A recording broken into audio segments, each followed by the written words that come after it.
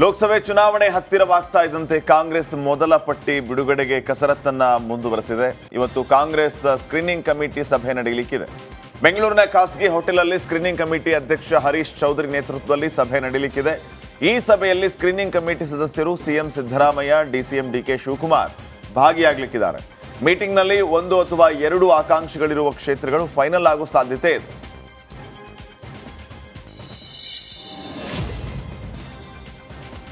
ರಾಜ್ಯಸಭಾ ಚುನಾವಣೆ ಹಿನ್ನೆಲೆ ಕಾಂಗ್ರೆಸ್, ಬಿಜೆಪಿ ಹಾಗೂ ಜೆಡಿಎಸ್ಗೆ ಅಡ್ಡ ಮತದಾನದ ಭೀತಿ ಜೋರಾಗಿದೆ. ಜೆಡಿಎಸ್ನಿಂದ 5ನೇ ಅಭ್ಯರ್ಥಿ ಕಣಕ್ಕಿಳಿಯುವ ಸಾಧ್ಯತೆ ಹೆಚ್ಚಾಗಿದೆ. 5ನೇ ಅಭ್ಯರ್ಥಿ ಕಣಕ್ಕಿಳಿಸಲು ಬಿಜೆಪಿ, ಜೆಡಿಎಸ್ ಜಂಟಿ ಚಿಂತನೆ ಮಾಡಿದೆ. ಬಿಎಂ ಫಾರೂಕ್, ಕುಪೇಂದ್ರ ರೆಡ್ಡಿ ಇಲ್ಲವೇ ಬೇರೆ ಯಾರಾದರೂ 5ನೇ ಅಭ್ಯರ್ಥಿಯಾಗುವ ಸಾಧ್ಯತೆ ಇದೆ. ಖಾಲಿ ಇರುವ 4 ಸ್ಥಾನಗಳಲ್ಲಿ ಕಾಂಗ್ರೆಸ್ 3 ಹಾಗೂ ಬಿಜೆಪಿ 1 ಸ್ಥಾನ ಗೆಲ್ಲಲು ಅವಕಾಶವಿದೆ. ಪ್ರತಿ ಸೀಟ್ ಗೆಲ್ಲಲು 46 ಮತಗಳು ಅತ್ಯಗತ್ಯವಾಗಿವೆ.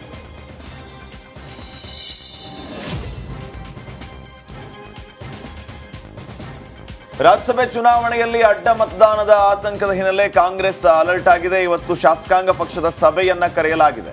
ಸಿಎಂ ಸಿದ್ದರಾಮಯ್ಯ ನೇತೃತ್ವದಲ್ಲಿ ಸಂಜೆ 7 ಗಂಟೆಗೆ ಸಭೆ ನಡೆಯಲಿಕ್ಕಿದೆ. ಒಗ್ಗಟ್ಟಿನಿಂದ ಬಿಜೆಪಿ ಹಾಗೂ ಜೆಡಿಎಸ್ ಅನ್ನ ಎದುರಿಸುವುದಕ್ಕೆ ಶಾಸಕರಿಗೆ ಸಿಎಂ, ಡಿಸಿಎಂ ಪಾಠ ಬೋಧಿಸಲಿಕ್ಕಿದ್ದಾರೆ.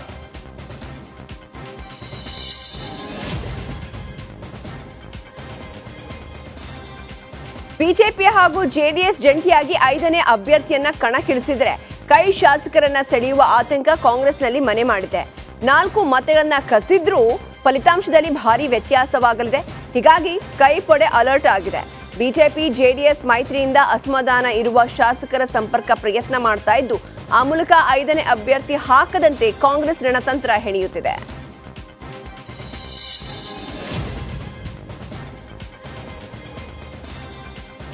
ಇದೇ ಮೊದಲ ಬಾರಿ ರಾಜ್ಯಸಭಾ ಚುನಾವಣೆಗೆ ಕಾಂಗ್ರೆಸ್ ನಾಯಕಿ ಸೋನಿಯಾ ಗಾಂಧಿ ಸ್ಪರ್ಧಿಸಲಿಕ್ಕಿದ್ದಾರೆ ಅನ್ನೋ ಮಾಹಿತಿ ಲಭ್ಯವಾಗಿದೆ.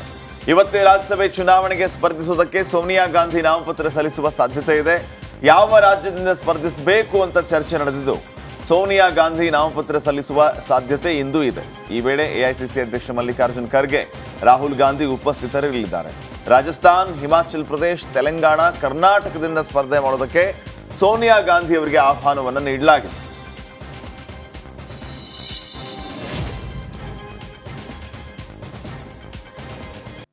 ಆನೆಗಳು ಅರಣ್ಯ ಪ್ರದೇಶದಿಂದ ಹೊರಗೆ ಬರದಂತೆ ಏನು ಕ್ರಮ ಕೈಗೊಳ್ಳಬೇಕೆಂದು ಕಾರ್ಯಕ್ರಮ ರೂಪಿಸ್ತಾ ಇದ್ದೇವೆ ಅಂತ ಅರಣ್ಯ ಸಚಿವ ಈಶ್ವರ್ ಖಂಡ್ರೆ ಹೇಳಿದ್ದಾರೆ.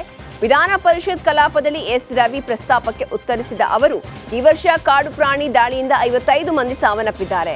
ಕಂದಕ ನಿರ್ಮಾಣ, ವಿದ್ಯುತ್ ತಂತಿ ಬೇಲಿ, ರೈಲ್ವೆ ಬ್ಯಾರಿಕೇಡ್ ಮಾಡುವ ಕೆಲಸವನ್ನ ಮಾಡ್ತಿದ್ದೇವೆ. ಮಾನವ ಪ್ರಾಣಿ ಸಂಘರ್ಷ ತಡೆಯಲು ನಾವು ಎಲ್ಲಾ ಕ್ರಮಗಳನ್ನ ಕೈಗೊಳ್ತೀವಿ ಅಂತ ಹೇಳಿದ್ರು.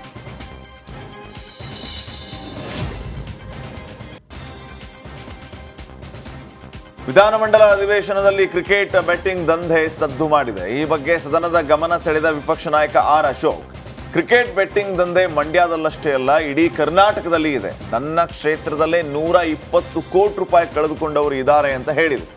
ಈ ಬಗ್ಗೆ ಗಮನ ಹರಿಸಿ ಕ್ರಮ ಕೈಗೊಳ್ಳುವಂತೆ ಸಂಬಂಧಪಟ್ಟವರಿಗೆ ಎಚ್ಚರಿಸಿದರು.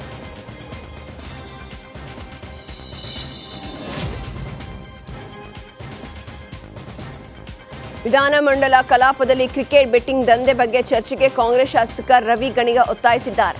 ಕ್ರಿಕೆಟ್ ಬುಕ್ಕಿಗಳು ರಾಜಕೀಯ ಪಕ್ಷಗಳ ಜೊತೆ ಗುರುತಿಸಿಕೊಂಡಿದ್ದಾರೆ. ಹಳ್ಳಿಗಳಲ್ಲೂ ಬುಕ್ಕಿಗಳಿದ್ದಾರೆ. ಅಲ್ಲದೆ ಪೊಲೀಸರು ಕೂಡ ಇದರಲ್ಲಿ ಶಾಮೀಲಾಗಿದ್ದಾರೆ ಅಂತ ಶಾಸಕ ಗಣಿಗ ಆರೋಪಿಸಿದ್ದಾರೆ. ಹೀಗಾಗಿ ಕಠಿಣ ಕ್ರಮ ಕೈಗೊಳ್ಳಬೇಕೆಂದು ಆಗ್ರಹಿಸಿದರು.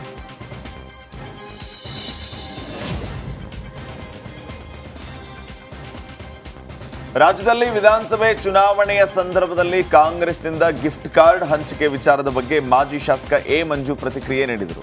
ರಾಮನಗರದಲ್ಲಿ ಮಾತನಾಡಿದ ಅವರು, ಗಿಫ್ಟ್ ನೀಡದ ಕಾಂಗ್ರೆಸ್ಗೆ ತಿರುಗೇಟನ್ನು ಕೊಟ್ಟಿದ್ದಾರೆ. ಕಾಂಗ್ರೆಸ್ ಅವರು ಗಿಫ್ಟ್ ಕೊಡ್ತೀವಿ ಅಂತ ಕಾರ್ಡ್ ಹಂಚಿ ಮತ ಹಾಕಿಸಿಕೊಂಡು ಮೋಸ ಮಾಡಿದ್ದಾರೆ. ಮೋಸ ಹೋದ ಜನರಿಗೆ ಬಿಜೆಪಿ, ಜೆಡಿಎಸ್ನಿಂದಲೇ ಗಿಫ್ಟ್ ಕೊಡ್ತೀವಿ ಅಂತ ಹೇಳಿದರು. ಖಂಡಿತವಾಗ್ಲೂ ಅವ್ರಿಗೆ ಗಿಫ್ಟ್ ಕೊಡುವಂತ ಕೆಲಸ ಮಾಡ್ತೀವಿ. ದಯಮಾಡಿ ನಮ್ಮ ಕಾರ್ಯಕರ್ತರಿದ್ದಾರೆ, ಹಳ್ಳಿನಲ್ಲಿ ಗಿಫ್ಟ್ ಕಾರ್ಡ್ ನ ಕಲೆಕ್ಟ್ ಮಾಡಿಕೊಂಡು ನೀವು ನಿಮ್ ಬೂತಲ್ಲಿ ಯಾರ್ಯಾರ ಹತ್ರ ಇತ್ತು ಅಂತ ಹೇಳಿ ಅವ್ರ ಹೆಸರು ನೋಂದಣಿ ಮಾಡ್ಕೊಂಡ್ರೆ ನಾವು ಈ ಗಿಫ್ಟ್ ಅನ್ನ ಕೊಡುವಂತ ಕೆಲಸ ನಾವು ಮಾಡ್ತೇವೆ.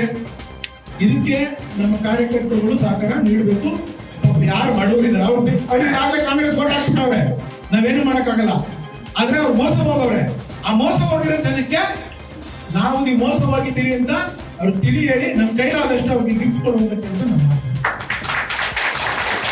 ದಯಮಾಡಿ collect ಮಾಡಿ. ಇದೆಲ್ಲವೂ ಕೂಡ ನಮ್ಮ ಇಡೀ ಮಾಗಡಿ ವಿಧಾನಸಭಾ ಕ್ಷೇತ್ರ, ರಾಮನಗರ ವಿಧಾನಸಭಾ ಕ್ಷೇತ್ರ ಇರ್ಬೋದು, ಕುಣಿಗಲ್ ವಿಧಾನಸಭಾ ಕ್ಷೇತ್ರ ಇರ್ಬೋದು, ಎಲ್ಲೆಲ್ಲಿ ಗಿಫ್ಟ್ ಕಾರ್ಡ್ಗಳಿದ್ದಾವೆ ನಮ್ಮ ಖಾತೆ.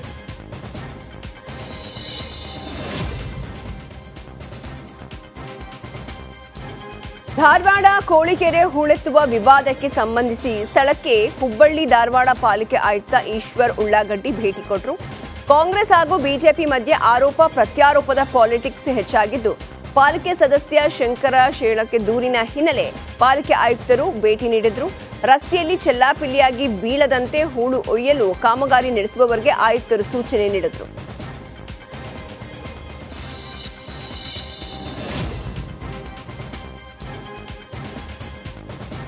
ಲೋಕಸಭೆ ಚುನಾವಣೆಯ ಹೊತ್ತಲ್ಲೇ ಕಾಂಗ್ರೆಸ್ ಹಿರಿಯ ನಾಯಕ ಶಾಮನೂರು ಶಿವಶಂಕರಪ್ಪ ಬಾಂಬ್ ಸಿಡಿಸಿದ್ದಾರೆ.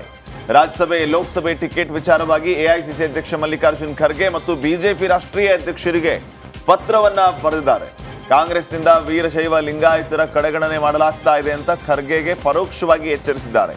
ಬಿಜೆಪಿ ವೀರಶೈವ ಲಿಂಗಾಯತರಿಗೆ ಪ್ರಾಮುಖ್ಯತೆಯನ್ನ ನೀಡಿದೆ ಅಂತ ಬಿಜೆಪಿ ರಾಷ್ಟ್ರೀಯ ಅಧ್ಯಕ್ಷರಿಗೆ ಪತ್ರ ಬರೆದು ಅಭಿನಂದನೆಯನ್ನ ಸಲ್ಲಿಸಿದ್ದಾರೆ. ಶಾಮನೂರು ಶಿವಶಂಕರಪ್ಪ ಬರೆದ ಪತ್ರ ತೀವ್ರ ಚರ್ಚೆಗೆ ಗ್ರಾಸವಾಗಿದೆ.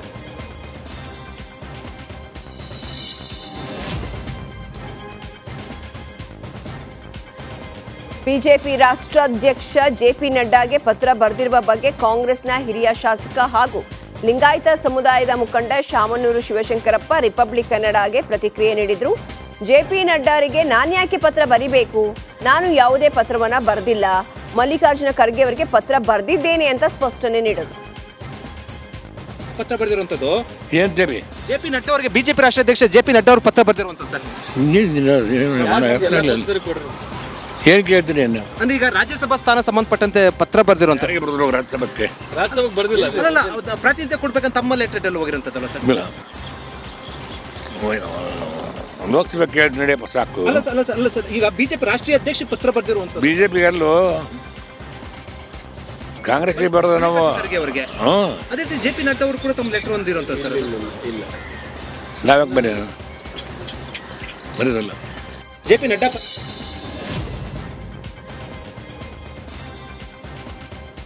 ಶಾಮನೂರು ಶಿವಶಂಕರಪ್ಪ ಪತ್ರದ ಬಗ್ಗೆ ಹೈಕಮಾಂಡ್ ಗಮನ ಹರಿಸುತ್ತದೆ ಅಂತ ಸಚಿವ ಸಂತೋಷ್ ಲಾಡ್ ಹೇಳಿದ್ದಾರೆ. ಶಾಮನೂರು ಅವರ ಬಗ್ಗೆ ಮಾತನಾಡುವಷ್ಟು ಹಿರಿಯರಲ್ಲ, ಲಿಂಗಾಯತರಿಗೆ ಪ್ರಾತಿನಿಧ್ಯದ ಬಗ್ಗೆ ಅವರನ್ನೇ ಕೇಳಬೇಕು ಅಂತ ಹೇಳಿದ್ದಾರೆ.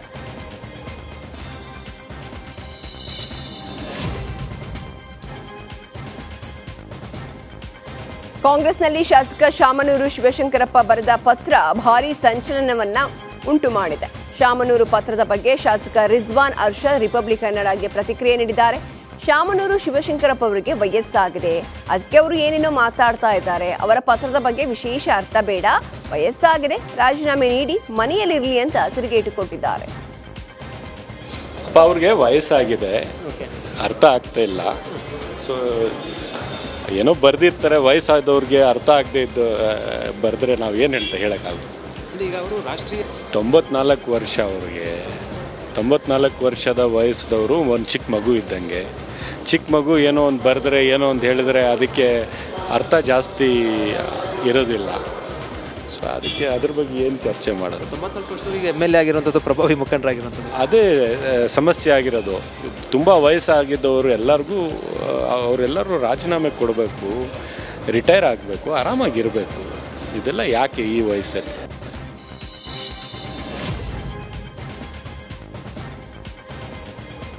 ಶಾಮನೂರು ಶಿವಶಂಕರಪ್ಪ ಪತ್ರದ ವಿಚಾರವಾಗಿ ಮಾಜಿ ಡಿಸಿಎಂ ಅಶ್ವಥ್ ನಾರಾಯಣ್ ಪ್ರತಿಕ್ರಿಯಿಸಿದ್ದಾರೆ. ಕಾಂಗ್ರೆಸ್ ಪಕ್ಷ ಮೊದಲಿನಿಂದಲೂ ಕೂಡ ತುಷ್ಟೀಕರಣ ಮಾಡ್ತಾ ಬಂದಿದೆ, ಎಲ್ಲಾ ಜನಾಂಗಕ್ಕೆ ಆದ್ಯತೆಯನ್ನ ಕೊಟ್ಟಿಲ್ಲ, ವಾತಾವರಣ ಉತ್ತಮವಾಗಿಲ್ಲ ಅಂತ ಎಲ್ಲ ಗಣ್ಯರು ಕಾಲಕ್ಕೆ ಹೇಳಿದ್ದಾರೆ. ಕಾಂಗ್ರೆಸ್ನ ವೀರೇಂದ್ರ ಪಾಟೀಲ್ರನ್ನ ಹೇಗೆ ನಡೆಸಿಕೊಂಡ್ರು, ಪ್ರಾಮಾಣಿಕರು, ಲಿಂಗಾಯತರು ಕಾಂಗ್ರೆಸ್ ಪಕ್ಷಕ್ಕೆ ಬೇಕಿರಲ್ಲ, ಅದನ್ನ ಮುಕ್ತವಾಗಿ ವ್ಯಕ್ತಪಡಿಸಿದ್ದಾರೆ ಅಂತ ಈಗ ಹೇಳಿದರು.